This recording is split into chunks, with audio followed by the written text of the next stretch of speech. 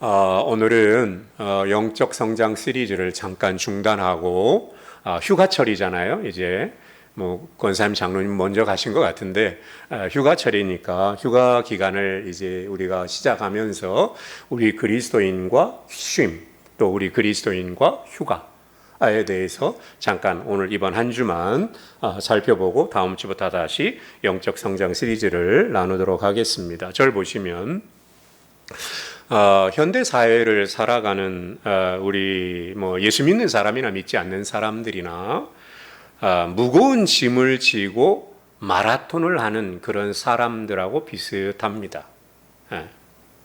핸드폰은 24시간 울려대죠. 그렇죠? 핸드폰은 24시간 울려대고 문자 알림 소리와 카톡 알림 소리는 끊임없이 우리를 억누릅니다. 그렇죠? 옆에서 카톡 소리 나면 봐야 되잖아요. 그렇죠? 문자가 온 소리가 들리면 뭘 하다가도 그걸 봐야 되잖아요. 그렇죠? 퇴근을 해도 업무는 머릿속을 떠나지 않고 집에 와서조차 직장 일로 인해서 힘들죠. 그래서 쉬고 있으면서도 쉬지 못하는 겁니다. 야, 이거 내가 이렇게 가만히 있어도 되나? 내가 이렇게 쉬어도 되나? 남들은 저만치 앞서가는데 나만 뒤처지는 건 아닌가라는 불안감에 휩싸이죠. 그죠? 여러분, 과거 사람들은 먹고 사는 것이 문제였습니다. 그렇죠? 과거 사람들은 먹고 사는 게 문제인데 현대인들은 먹고 사는 건 문제가 안 돼요. 어떻게 쉬느냐가 문제가 돼버렸습니다. 여러분, 그래서 독일의 베를린 대학에 한병철 교수님이 있습니다. 우리나라 분인데 독일 베를린 대학에서 교수로 있어요. 그 한병철 교수가 현대 사회를 피로 사회라고 지적하고 있습니다.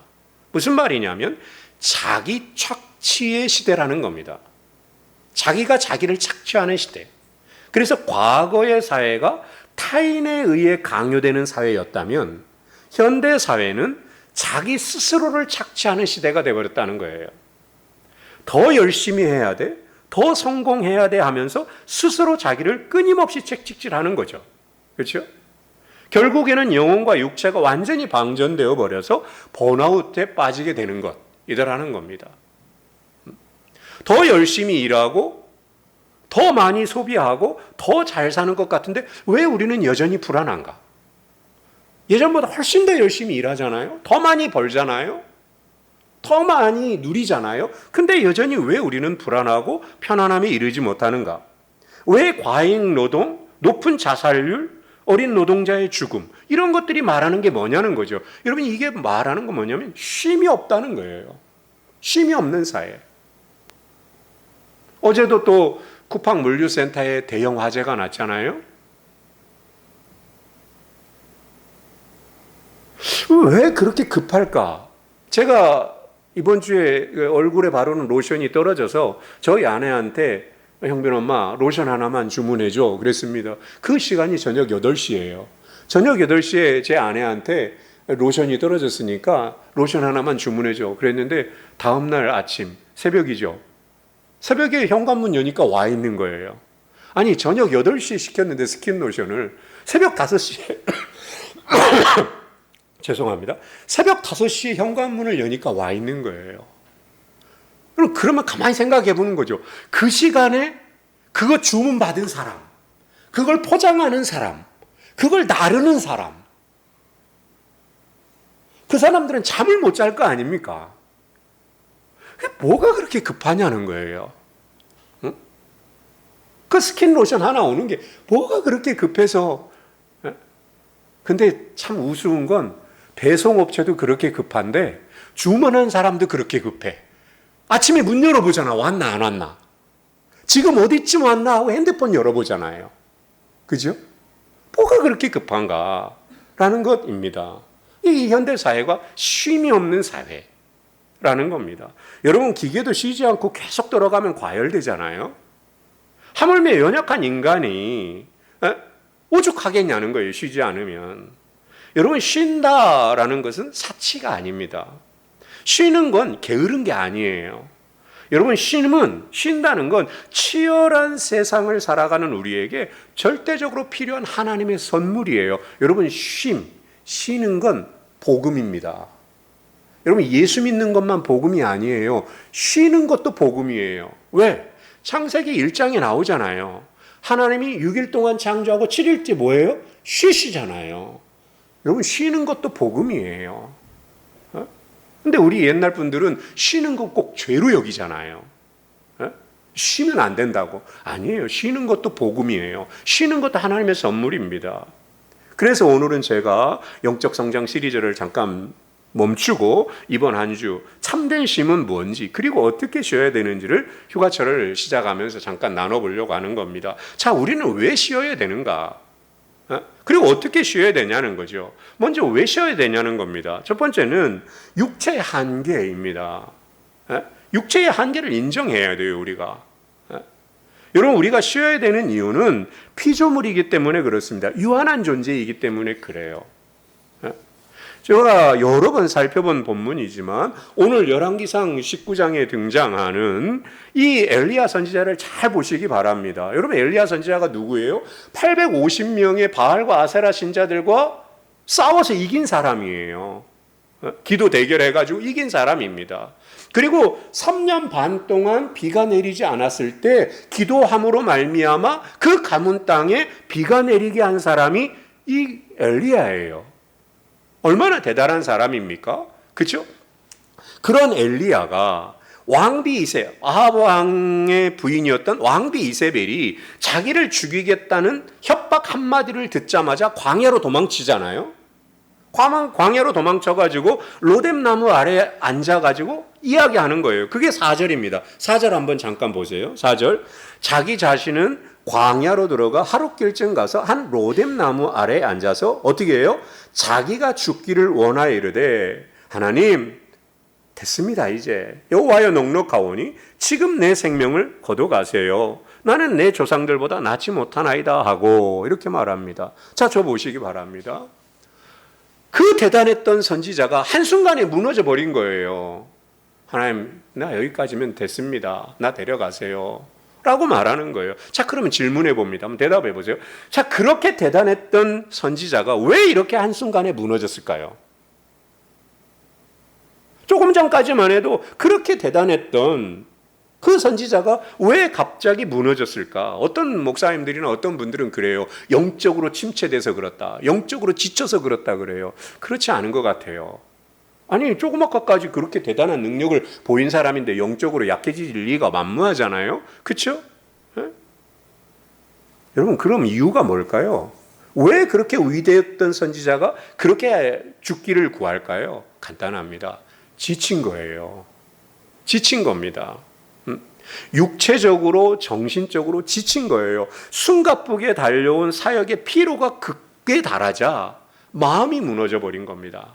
마음이 무너진 거예요. 여러분, 이게 인간이에요. 여러분, 믿음이 있다고 안 지치는 게 아닙니다. 믿음이 있다고 안 지치는 게 아니에요. 여러분, 믿음이 있어도 지쳐요.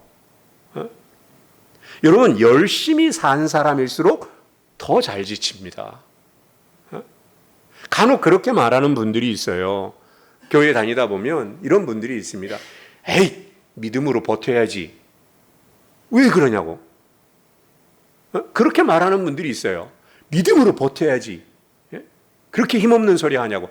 여러분, 몰라서 그렇습니다. 몰라서 하는 소리예요. 여러분, 열심히 산 사람일수록 지치고요. 믿음이 있어도 지치는 거예요. 여러분, 지금 엘리야가 지쳤어요. 믿음이 없어서가 아닙니다. 엘리야가. 여러분, 한번 보세요. 엘리야가 잘 보세요. 하나님이 어떻게 하시는지. 엘리야가 지금 지쳐서 죽기를 간구하잖아요. 여러분, 그때 하나님이 찾아오시잖아요. 엘리야를. 여러분, 만약에 엘리야가 믿음이 없으면 하나님이 뭐라고 그러겠어요? 혼냈겠죠. 엄마, 너 지금 뭐 하고 있어? 빨리 가야지. 이렇게 했을 거 아닙니까? 근데 하나님 그렇게 하시지 않더라는 거예요. 하나님 어떻게 하죠? 하나님 찾아오십니다. 찾아왔을 때 엘리야가 어떤 상태죠? 잠들어 있었어요.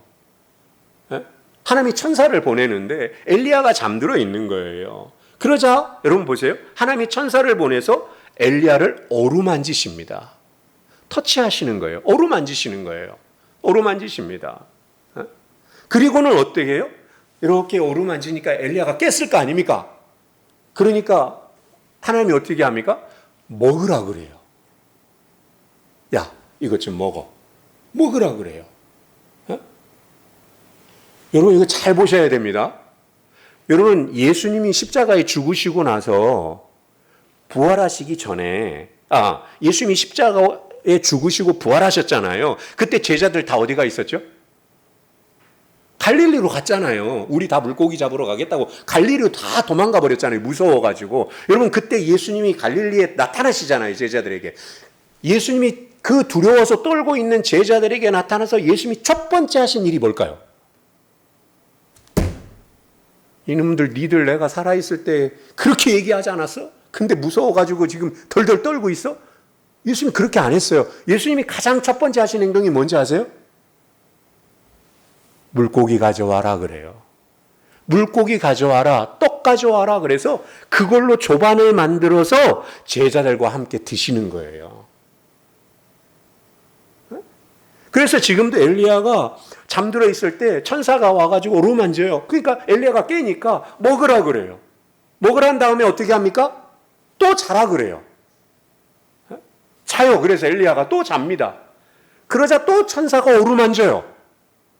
그리고 나서 일어나니까 또 먹여요. 자, 잘 보시기 바랍니다. 8절 보세요. 그 다음이 뭔가?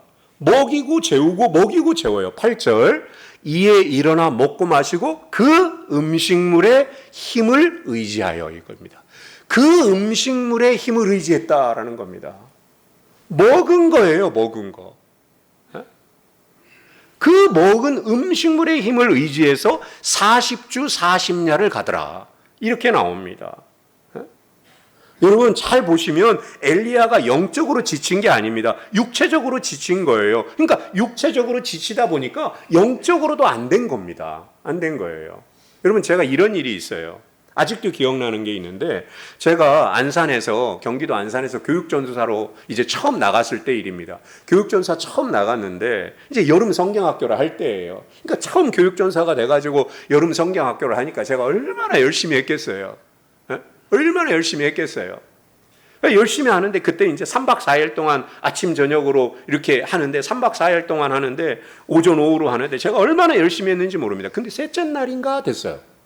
셋째인 날인가 제가 이제 성경학교를 그때는 성경학교 할 때 막 예배 드리고 행사하고 막 하잖아요. 전도하고. 셋째 날 오전이었어요. 셋째 날 오전인데 제가 아직도 기억나는 게 셋째 날 오전에 아이들한테 설교를 하는데 이거 내가 무슨 말 하는지를 모르겠는 거예요. 제가 지금 무슨 말을 하는지를 모르겠는 거예요. 제가 앞문장이 생각이 안 나요. 무슨 말인지 이해하시겠죠? 내가 지금 무슨 말을 하는지, 내가 조금 전에 무슨 이야기를 했는지 기억이 안 나는 거예요. 앞이 하얀해지는 거예요. 그래서 제가 거기 아이들하고 선생님이 계셨는데 성경학교 여기까지만 하겠습니다. 그랬어요. 앞이 안 보이는 거예요. 무슨 말을 하는지를 모르겠는 거예요. 제가 너무 지친 거예요. 그래서 제가 죄송합니다. 제가 지금 너무 힘든 것 같습니다. 이번 성경학교는 여기서 중단하겠습니다. 그리고 제가 설교를 중단하고 내려왔어요. 그런 기억이 있습니다. 여러분 때때로 있잖아요. 잠 한숨 푹 자는 거, 그리고 맛있는 음식을 천천히 먹는 거, 이것이 어떤 것보다 우리에게 더 필요한 처방일 수 있어요. 잠 한숨 푹 자고 맛있는 음식 먹는 거, 그게 진짜 우리에게 필요할 일일 수 있습니다. 그래서 쉬어야 돼요. 그 다음에 두 번째 왜 쉬어야 되는가? 창조적 멈춤이 삶을 지속하게 한다. 이거 많이 들어보셨을 거예요. 뭐냐면 현대 뇌과학이나 심리학에서도 쉬는 걸 굉장히 중요하게 여기는 거예요. 여러분 잘 보시기 바랍니다. 저를 보시면 여러분 우리가 뇌가 막 활동하잖아요. 머리가. 그렇죠? 근데 뇌가 아무런 활동을 하지 않고 휴식을 취할 때 여러분 뇌가 다른 영역이 움직인다는 거예요. 그러니까 내가 뭔가 생각을 할 때 움직이는 뇌와 내가 쉴 때 움직이는 뇌가 다르다는 겁니다. 이걸 디폴트 네트워크라고 하는데 이런 거예요. 신기하게도 어떤 사람이 가만히 멍하니 쉬고 있거나 아니면 휴식을 취하거나 아니면 공원을 산책하거나 이러다 보면 그 순간에 내가 정보를 정리한다고 합니다. 이상하죠? 내가 가만히 앉아서 멍 때린다고 그러잖아요. 멍하니 앉아있거나 휴식을 취하거나 아니면 공원을 풀밭을 산책한다거나 하면 그 순간 내가 정보를 정리하고 창의적인 아이디어를 만들어내고 내가 받은 상처가 치유된대요. 그런 뇌의 활동이 있다는 겁니다. 그러니까 내가 쉬는 게 아니라는 거죠. 이게 창조적 멈춤이라는 거예요. 멈춰 있는 것 같지만 앞으로 더 나아가는 거죠. 그렇죠? 여러분 우리 그런 이야기 잘 알잖아요. 나무를 베는 벌목꾼들이 이야기 잘 알지 않습니까? 하루 종일 도끼로 나무를 베는 사람과 열심히 일하다가 무뎌진 도끼날을 갈고 베는 사람이 차이가 있잖아요. 그렇죠? 막 열심히 나무를 패다가 잠깐 쉬면서 도끼날을 펴리는 거죠. 그렇죠? 이 사람이 훨씬 더 많은 나무를 베는 겁니다. 그러니까 무뎌진 삶의 날을 쉼이란 건 뭐냐면 낭비하는 게 아니라 내가 쉰다라고 해서 그게 시간을 낭비하는 게 아니라 그런 시간을 통해서 앞으로 더 나아간다라는 겁니다. 자, 그러면 어떻게 쉬어야 되냐라는 거죠. 우리가 쉴 때 어떻게 쉬어야 되냐. 여러분 재밌는 건요. 쉬는 것도 쉬어본 사람이 쉬지 안 쉬어본 사람은 못 쉽니다. 안 쉬어본 사람은요. 쉬라고 해도 못 쉬어요. 쉬어본 사람이 알아요. 여러분 어떻게 쉬어야 되나? 아무것도 안 하고 그냥 누워만 있는 게 쉬는 건가? 아니면 오락하는 게 이런 게 쉬는 건가? 그렇지 않아요. 우리가 오늘 말씀을 통해서 한번 생각해 보려고 하는 겁니다. 첫 번째 어떻게 쉬어야 되냐면 하나님의 창조 리듬인 안식으로 들어가야 된다라는 거예요. 여러분 성경이 보여준 첫 번째 쉼의 모델은 하나님이에요. 하나님이 쉬셨잖아요. 그렇죠? 창세기 2장 2절에 그가 하시던 모든 일을 마치고 일곱째 날에 안식하시더라. 멈추는 거예요. 쉰다라는 건. 쉰다라는 거. 여러분 제가 한번 물어볼까요? 하나님이 피곤해서 쉬셨을까요? 하나님이 6일 동안 창조하고 진짜 피곤하다. 그러니까 하루 쉬어야 되겠다. 그게 아니잖아요. 하나님이 피곤하신 분이 아니잖아요. 그럼 왜 하나님은 6일 동안 일하고 7일째 쉬었는가? 리듬을 보여주는 겁니다. 우리에게 보여주신 거예요. 그게. 우리에게 그걸 보여준 것입니다. 여러분 그래서 안식하다. 그 하시던 일을 다 마치시고 안식하다. 멈춘다라는 말이에요. 멈춘다. 하던 일을 멈추는 거예요. 여러분 그래서 우리가 휴가를 갈 때 쉼의 시간을 가질 때 가장 먼저 해야 될 일은 뭐냐면 멈추는 거예요. 내가 하던 일을 멈춰야 됩니다. 제가 한번 말씀드렸죠. 여러분 휴가를 간다라는 프랑스어가 뭡니까? 다 까먹으셨죠? 여러분 여름에 휴가 우리 반지자님 여름에 휴가 갈 때 뭐 간다 그래요? 그렇지. 그 말이에요. 바캉스. 네, 바캉스 떠난다고 그러잖아요. 네? 여러분 바캉스라는 말이 무슨 말이냐면 비워내다라는 뜻이에요. 비워내다. 그러니까 비워내는 거예요. 비워내는 거. 비워내는 거. 하던 일을 멈추고 비워내는 겁니다. 쉬는 건 그런 거예요. 여러분 그래서 휴가의 본질은 쉬는 것이고 쉼은 하나님도 하셨던 거룩한 행위입니다. 거룩한 행위예요. 그러니까 쉰다라는 것은 게으른 게 아니라 쉬는 건 뭐냐? 하나님의 거룩함에 참여하는 겁니다. 하나님이 하신 일을 내가 하는 거예요. 하는 겁니다. 여러분 예배만큼이나 쉬는 것도 거룩한 겁니다. 이렇게 얘기하면 아이고 임 목사님 엉뚱한 소리 하네. 예배가 더 소중하지. 그렇지 않아요. 예배만큼이나 소중한 게 쉬는 거예요. 안식하는 겁니다. 그 다음에 두 번째 어떻게 쉬냐? 예수님과 함께 멍에를 매는 겁니다. 여러분 우리가 육체는 쉬고 있어도 마음이 쉬지 못하는 이유가 뭐냐? 세상의 무거운 짐 때문에 그래요. 그죠? 여러분 저한테 여름에 쉬라고 휴가를 주실 거잖아요. 야 그러면 제가 한 1주간 2주간 쉬잖아요. 여러분 쉰다고 해서 쉬어지냐? 그렇지 않아요. 잘 못 쉬어요. 왜 잘 못 쉬냐? 세상에 짐이 있는 거예요. 세상에 짐이 있는 거예요. 그것 때문에 쉬라고 해도 잘 못 쉬는 거예요. 그래서 예수님이 우리에게 하신 말씀이 뭡니까? 수고하고 무거운 짐 진 자들아 다 내게로 오라. 내가 너희를 쉬게 하리라. 내 마음은 뭡니까? 온유하고 겸손하니 나의 멍에를 메고 내게 배우라 그래요. 이거 이상한 말입니다. 왜 이상하냐면 잘 보세요. 예수님이 뭐라 그래요? 수고하고 무거운 짐진 자들아 다 내게로 오라. 내가 너희를 쉬게 하리라. 이해되죠? 여기까지는. 이해되잖아요. 수고하고 무거운 짐 졌으면 내게로 와서 내게 쉬어라. 그러면 여기까지는 이상이 없어요. 그 다음에 한 말이 이상해요. 뭡니까? 나의 멍에를 메라 그래요. 이상하잖아요. 아니 쉬면 쉬는 거지 왜 나의 멍에를 메라 그러냐. 왜 나의 멍에를 메라 그러냐. 여러분 그거 이상해요. 근데 배경을 알아야 됩니다. 여러분 이스라엘의 지역의 멍에는 우리나라 멍에하고 달라요. 우리나라는 소가 밭을 갈 때 한 마리가 갑니다. 그렇죠? 소 한 마리가 밭을 갈아요. 그러니까 우리나라 소의 멍에는 이렇게 생겼어요. 이렇게. 소 여기다 딱 매죠. 이게 멍에예요. 근데 이스라엘은 밭을 갈 때 두 마리가 갑니다. 두 마리가 한 쌍이 돼서 갈아요. 그래서 이스라엘은 소를 셀 때 한 마리, 두 마리라고 세지 않아요. 한 결이, 두 결이라고 셉니다. 한 결이가 몇 마리예요? 두 마리예요. 그래서 두 마리가 딱 서가지고 멍에가 여기 있어요. 이스라엘은. 소와 소 사이. 그렇기 때문에 잘 보세요. 한 소가 힘이 세면 한 소는 힘이 약해도 밭이 갈아지는 거예요. 예수님이 그 말씀하시는 거예요. 수고하고 무거운 짐진 자들아 다 내게로 와라. 내가 너희를 쉬게 하리라. 쉬게 하리라. 나의 멍에를 메고 내게 배우라.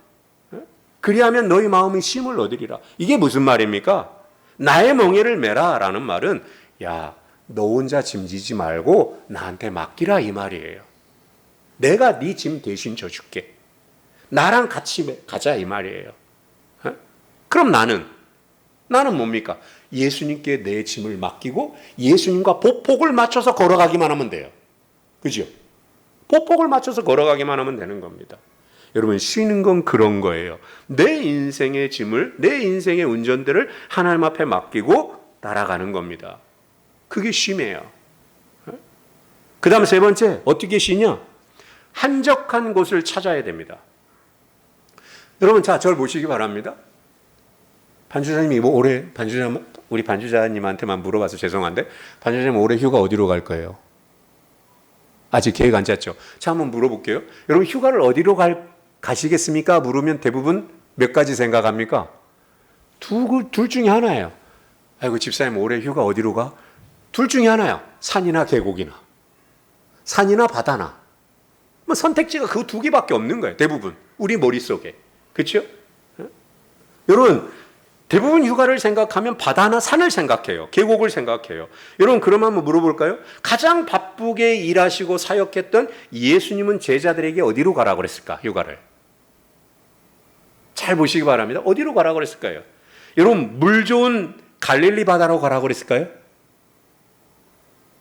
아니면 수영 못해도 몸이 둥둥 뜨는 사해 바다로 가라고 그랬을까요? 아니면 과일이 많이 나는 지중해로 가라고 그랬을까요? 아니면 만년설 1년 365일 눈이 있는 시원한 헬몬산으로 가라고 그랬을까요? 예수님 어디로 가라고 그랬을까요? 제자들한테. 한적한 곳으로 가라고 그래요. 여러분 이 본문에 배경이 있어요. 예수님이 제자들한테 전도 여행을 보내요. 둘씩 짝지어가지고. 그래서 제자들이 전도 여행을 하고 돌아왔어요. 그러니까 피곤하잖아요, 제자들이. 그때 예수님이 하신 말씀이에요. 야, 니들 한적한 곳으로 가라 라고 이야기합니다. 한적한 곳으로 가라는 거예요. 일상의 소란함을 떠나서 한적한 곳으로 가는 거예요. 근데 여러분 보세요. 근데 언제부터인지 여름휴가는 우리에게 여름휴가는 쉬는 날이 아니라 뭔가 해야 되는 날이 돼버렸어요. 휴가를 주면 쉬는 게 아니라 뭔가를 해야 돼. 어딘가에 가야 되고 뭔가 하면서 시간을 보내는. 그래서 휴가가 쉼의 시간이 아니라 뭔가를 소비해야 되는 시간이 돼버린 거예요. 여러분 세상의 소음과 미디어의 홍수에서 벗어나서 나 자신을 마주하고 나를 지으신 하나님과 대화하는 조용한 공간을 찾아야 되는데 그렇지 않아요. 여러분 우리가 착각하고 있는 거예요. 뭘 착각하냐? 일이 삶에서 가장 중요하다고 생각해요. 그 착각입니다. 일이 삶에서 가장 중요하다고 생각하는 거, 그거 노동 착각이에요. 그 다음 두 번째, 또 돈을 잘 써야 잘 쉰 것 같다는 그런 생각을 들게 해요. 여러분, 그것도 착각이에요. 착각입니다. 여러분, 쉼과 휴가는 그런 게 아니라 나 자신에게 돌아가고 자기 자신을 회복하는 시간입니다. 나를 돌아보는 시간이고 자신에게 부족한 것을 채울 수 있는 시간이에요. 그래서 어디로 가느냐? 한적한 곳으로 가는 거예요. 한적한 곳으로. 적용입니다. 말씀을 마칩니다. 보세요. 여러분, 음악에서 음표만큼 중요한 게 쉼표잖아요. 그렇죠? 쉼표가 없으면 악보는 연주할 수가 없습니다. 멜로디를 만들어낼 수가 없는 거죠. 우리의 삶도 마찬가지예요. 여러분, 하나님이 허락하신 쉼표를 제대로 찍지 못하면, 쉬지 못하면 우리 삶이 병들어요. 제대로 쉬지 못하면 병듭니다. 그래서 첫 번째, 올해는 내 몸을 돌보는 온전한 쉼의 시간을 가져라. 내 몸을 돌보는 온전한 쉼의 시간을 가져라. 여러분, 이런 거예요. 가족과 함께 맛있는 음식을 나누는 시간을 가져보는 거예요. 제가 계획하고 있는 것도 그래요. 저희 아이 아들만 셋이잖아요. 세 아이가 사방으로 흩어져 있어요, 지금. 하나는 인천에, 하나는 저 분당에, 하나는 저 군자동에. 다 흩어져 직장 생활을 하잖아요. 제가 웬만하면 뭐 휴가도 마치기 어려운데 웬만하면 모이려고 그래요, 가족이. 가족이 모여서 맛있는 음식을 먹으면서 나누는 거예요. 그리고 아이들과 진지한 대화를 가져보는 거예요. 아빠의 삶은 이렇고 엄마의 삶은 이렇고 너희들의 삶은 이렇고. 맛있는 음식을 먹는 것. 그 다음에 잠도 충분히 주무시기 바랍니다. 내 몸을 건강하게 돌보는 것이 예배의 연장이에요. 내 몸을 돌보는 온전한 쉼을 가져라. 두 번째, 디지털 디톡스를 실천해봐라. 무슨 말이냐? 내가 휴가를 떠나고 쉼의 시간을 가질 때만이라도 핸드폰을 좀 멀리하라는 거예요. 세상의 소란스러운 뉴스 대신에 자연의 소리에 귀를 기울여 보는 겁니다. 여러분, 내가 세상의 소음을 끊고 그 세상의 소리로부터 벗어날 때 내 내면의 소리와 하나님의 음성을 들을 수 있게 돼요. 그래서 잠시 이번에는 핸드폰이나 문명의 이기들을 좀 걷어내봐라. 그 다음 세 번째, 마지막으로는 봉사의 시간을 한번 가져봐라. 여러분, 전문가들이 그런 이야기합니다. 뭐냐? 대인관계를 통해서 받은 상처. 여러분, 사람에게 받은 상처가 있잖아요. 그걸 가장 치유할 수 있는 좋은 방법이 뭐냐면, 사람에게 받은 상처를 치유할 수 있는 가장 좋은 방법이 뭐냐면 봉사활동하는 거래요. 내 시간과 내 재물과 내 재능을 가지고 나보다 연약하고 내 그런 재능과 시간을 필요로 하는 사람들에게 가서 봉사활동하는 것. 그러다 보면 자연적으로 사람에게 받은 상처들을 치유받을 수 있다라고 말합니다. 기회가 된다면 한번 해볼 만한 일입니다. 말씀을 마칩니다. 여러분, 유대인들은 하루의 시작이 해가 뜰 때가 아니잖아요. 유대인들에게 하루의 시작은 해가 뜰 때가 아니라 해가 질 때가 하루의 시작입니다. 유대인들은. 해가 질 때를 하루의 시작으로 봅니다. 그러니까 유대인들은 일하고 쉰다고 생각하지 않고 쉬고 나서 일한다고 생각해요. 뭔가 좀 다르죠. 일하고 피곤하게 와서 쉰다는 개념이 아니라 쉼을 통해 재충전해서 일의 현장으로 간다. 이렇게 생각해요, 유대인들은. 뭔가 좀 의미가 있습니다. 여러분, 올 상반기 열심히 사셨죠? 정말 수고하셨습니다. 가정에서도 수고하셨고 직장에서도 수고하셨고 교회에서도 참 애쓰셨어요. 여러분, 잠깐 동안이라도 예수님께서 이리 와 잠깐 쉬어라, 한적한 곳으로 가서 잠깐 쉬어라 하는 그 주님의 음성에 귀를 기울이실 수 있기를 바랍니다. 여러분, 쉼의 시간, 휴가의 시간은 단순히 육체의 멈춤을 넘어서 하나님이 주시는 참된 위로와 영혼의 회복을 맛보는 시간이에요.